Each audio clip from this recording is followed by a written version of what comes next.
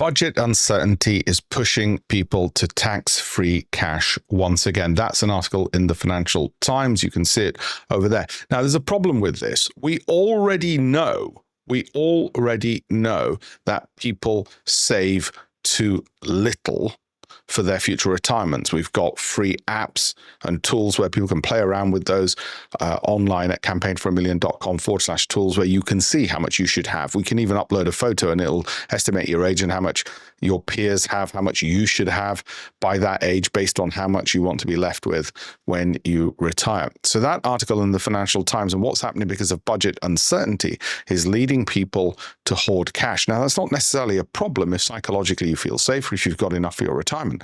The problem is you're going to underinvest and undergrow that pension. Your money's not working hard enough for you.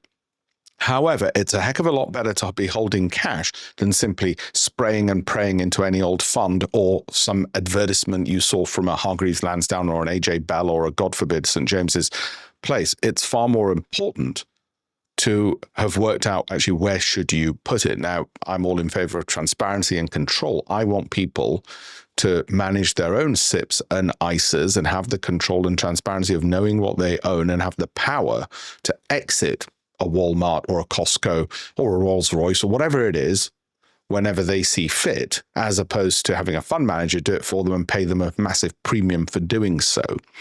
There are ample quality companies out there. It's easy enough to know, well, if you can open a bank account, you can open a SIP. But if you can open a SIP or an ISA, you can buy a stock. And if you can buy a stock, you can work out whether it's the right risk appetite for you using some of the free educational tools we've got on campaignforamillion.com. I hope you will have a look. The link's in the bio as well. Thank you.